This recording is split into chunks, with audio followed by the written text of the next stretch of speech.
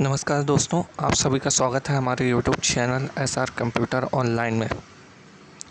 आज 1 सितंबर को शाम की तीसरी शिफ्ट में ग्रुप डी का एग्ज़ाम दिया है और उस एग्ज़ाम के कुछ क्वेश्चंस हैं जिसको मैं आपको बताना चाहूँगा। ठीक है, एग्ज़ाम ठीक था। अगर एग्ज़ाम के लेवल की बात करें तो मेरे हिसाब से तो एग्ज़ाम ठीक था, ना ज़्यादा टफ था, मीडियम रेंज का था। ठीक है, और एग्ज़ाम की बात करूँ तो 90 मिनट का एग्ज़ाम था, 100 क्वेश्चन थे।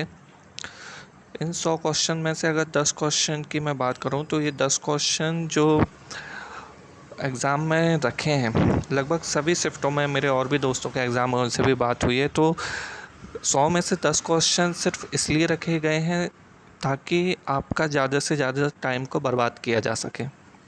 ठीक है, क्वेश्चन अच्छे हैं, बनेंगे आपसे, आंसर आएगा आपका, लेकिन आपका बहुत सारा समय बर्बाद कर देंगे। ठीक है, ये 10 क्वेश्चन ऐसे हैं जिसमें आपको 20 से 25 मिनट, एवरेज 25 मिनट आपके ख़राब कर देंगे। तो आपके 90 में से 25 मिनट तो इसी में चले गए, फिर बचेगा आपके पास 65 मिनट।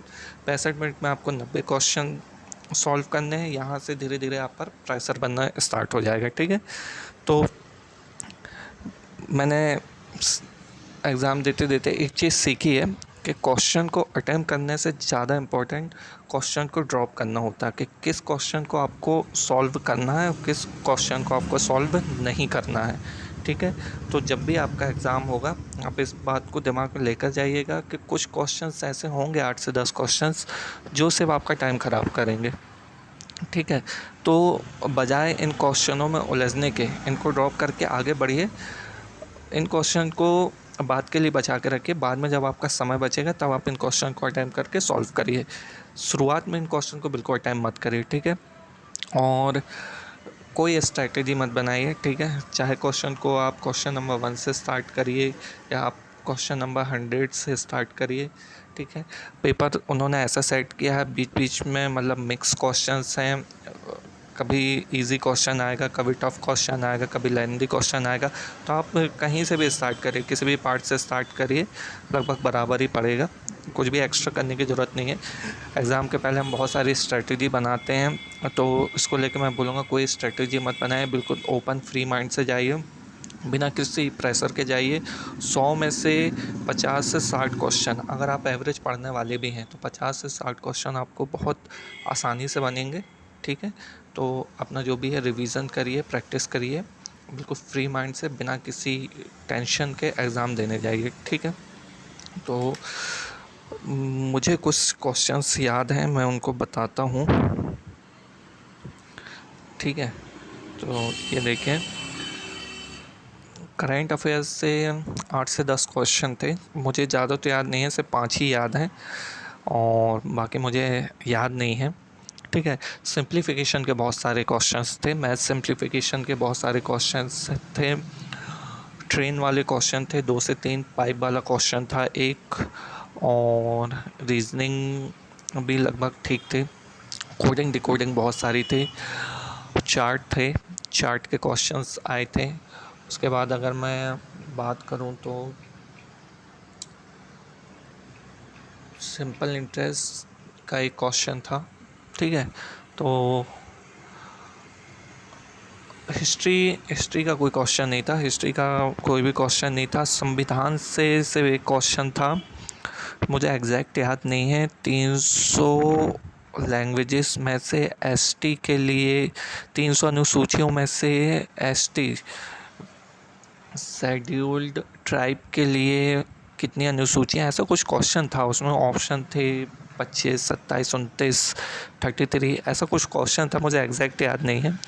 ठीक है, तो अगर पेपर की बात करें तो पेपर में 10 से 15 क्वेश्चन तो ऐसे रहेंगे जो किसी से नहीं बनेंगे। मतलब मैं ईमानदारी से बता रहा हूँ, आदमी एग्ज़ाम दे के आने के बाद बहुत बड़ी बड़ी बातें करता है, बहुत सारी बातें करता है, लेकिन मैं बता रहा हूँ 100 में से 10 क्वेश्चन तो किसी से नहीं बनने वाले हैं, चाहे वो कितना भी पढ़ ले। ठीक है, क्वेश्चन टफ नहीं है क्वेश्चन, लेकिन वो होता है ना एक आउट ऑफ द बॉक्स, इस तरीके क्वेश्चन रहेंगे, मतलब आप एक्सपेक्ट नहीं कर सकते उन क्वेश्चन को। ठीक है, तो जीके की बात करते हैं। मैताली राज ने वर्ष 2002 में संन्यास लिया था किससे? 4 स्पोर्ट्स के नाम थे, ठीक है, उनमें से किसी एक को करना था। एक क्वेश्चन था राष्ट्रीय मानवाधिकार उल्लंघन के मामलों में सुनवाई कौन करता है। उसमें 4 ऑप्शन दिए थे, फुल फॉर्म दिए थे, उनमें से एक पहचानना था। एक क्वेश्चन था अल्पसंख्यकों को शिक्षा के क्षेत्र में आगे बढ़ने के लिए, आगे की तैयारी, सर्विस की तैयारी करने के लिए दी जाने वाली सहायता योजना का क्या नाम है। 4 योजनाओं के नाम थे, उसमें से एक राइट बताना था। और फरवरी 2022 में सामाजिक न्याय एवं सहकारिता मंत्रालय द्वारा कोई योजना शुरू की गई थी। उस योजना का नाम मुझे अभी पता नहीं है, मैंने भी गूगल नहीं किया है। उस योजना को किस केंद्रीय मंत्री ने शुरू किया था, उनका नाम था। और एक क्वेश्चन था 2012 में नागरिक उड्डयन मंत्रालय द्वारा राष्ट्रीय वायु खेल नीति के तहत किस वर्ष तक एयर स्पोर्ट्स के क्षेत्र में भारत को शीर्ष बनाने का लक्ष्य तय किया गया है। ठीक है, तो अगर क्वेश्चन नंबर 1 की बात करूं तो क्वेश्चन नंबर 1 का आंसर है क्रिकेट। मिताली राज ने क्रिकेट से संन्यास लिया है।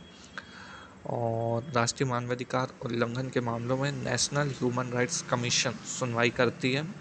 दूसरे का आंसर ये है।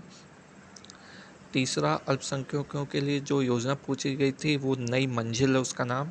ठीक है, और फरवरी 2022 में सामाजिक न्याय एवं सहकारिता मंत्रालय के केंद्रीय मंत्री वीरेंद्र कुमार थे जिन्होंने इस योजना को इनॉग्रेट किया था। और लास्ट में एयर स्पोर्ट के क्षेत्र में शीर्ष बनाने का लक्ष्य जिस ईयर तक हमने तय किया है वो 2030 है। तो ये करंट के मेरे को 5 क्वेश्चंस याद थे। ये वो क्वेश्चंस हैं, उनके आंसर्स हैं। मैथ्स में मैं बता चुका हूँ, सिंप्लीफिकेशन के बहुत सारे क्वेश्चन थे। रीजनिंग में कोडिंग डिकोडिंग के क्वेश्चंस थे। ठीक है, पेपर लगभग अच्छा था। ठीक, अब अगर मैं कट ऑफ की बात करूँ, ठीक है, पेपर देने के बाद सबसे पहले कट ऑफ निकालते हैं। मैं तो कट ऑफ ही निकालता हूँ, बाकी आप लोगों का नहीं पता। अगर कट ऑफ का निकालूँ, यहाँ पर मैंने देखा है कि नॉर्मली मतलब जनरल ओबीसी का अगर 100 नंबर का पेपर होता है तो 70, तो कट ऑफ मतलब एक अगर रेंज की बात करें तो 70 का कट ऑफ रहता है जनरल ओबीसी के लिए। ठीक है, इसमें 5 नंबर प्लस माइनस हो सकता है। ठीक है, और अगर एससी कैटेगरी की बात करें तो 65, एसटी कैटेगरी की बात करें तो 62 थे, 63 के लगभग स्कोर रहता है। इसमें 5 से 8 नंबर प्लस, 5 से 8 नंबर माइनस, क्वेश्चन के पैटर्न, उसके लेवल ऑफ डिफ़िकल्टीज पर भी डिपेंड करता है। ठीक है, तो इस हिसाब से अगर आप एवरेज पढ़ने वाले हैं, ठीक है, तो अगर आपने 100 में से 50 क्वेश्चन ठीक ठीक किए हैं तो आपको 50 नंबर तो यहाँ से श्योर हैं। ठीक है, फिर उसके बाद बाकी के 50 क्वेश्चन। ठीक है, बहुत सारे लोग बोलते हैं कि नेगेटिव मार्किंग में तुक्के नहीं मारने चाहिए।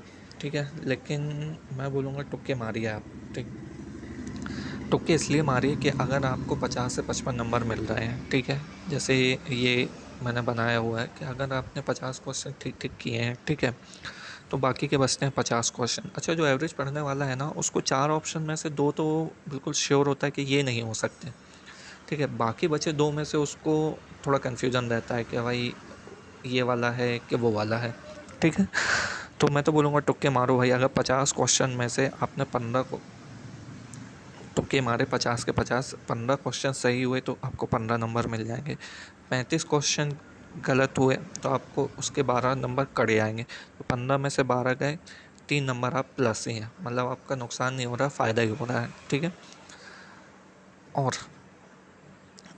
अगर आप कुछ नहीं करते हैं तो आप 50 में ही रहेंगे। ठीक है, अगर आपकी किस्मत ने साथ दे दिया, 50 में से मान लीजिए आपके 25 क्वेश्चन सही हो जाते हैं तो प्लस 25, 25 गलत हो जाते हैं तो -8, 8.25 का एवरेज बनता है, 9 माइनस कर लीजिए तो 25 में से 10 गए, 15 प्लस 1, 16 नंबर आपके प्लस हो जाएंगे। 50 में अगर 16 जोड़ें तो 66 नंबर होते हैं, मतलब कट ऑफ में आने के चांसेस बहुत हाई हो जाते हैं। ठीक है, तो मैं तो बोलूँगा भैया तुक्का मारो। ठीक है, 50 नंबर में नहीं होने वाला है। ठीक है, तो अगर आप 50 नंबर तक आपने सही किया है तो मैं बोलता हूँ बाकी के 50 बिल्कुल मत छोड़ो, तुक्के मार के आओ। ना करने से ज़्यादा अच्छा कुछ करना होता है। ठीक है, एग्ज़ाम में बच्चों की संख्या बहुत कम है, ठीक है, लगभग 40 से 50% एब्सेंट है। वैसे भी वो देखिए वो कभी कंपटीशन में थे भी नहीं, 40 से 50% एग्ज़ाम निकलने के बाद लोगों ने भर दिया था, देख लेंगे करके सोच के देखेंगे, भर देते हैं शायद हो जाएगा, ठीक है। तो वो तो वैसे भी कंपटीशन में नहीं थे। और अगर मैं रियल कंपटीशन की बात करूँ तो लगभग 1 लाख के करीब करीब पोस्टें थी। तो मैं समझता हूँ कि एक सीट के लिए 8 से 10 बच्चों के बीच ही कंपटीशन है, मतलब एवरेज 10 बच्चे एक सीट के लिए फाइट करेंगे, ठीक है। बाकी बच्चे तो मतलब कुछ बिना पढ़े हुए ही जाएंगे, कुछ एक्सपीरियंस लेने के लिए जाएंगे, ठीक है। तो सभी लोग अच्छे से पेपर दीजिए, और आप सब लोगों के लिए शुभकामनाएं हैं कि सभी लोगों का पेपर अच्छा जाए और सबको नौकरियां मिलें।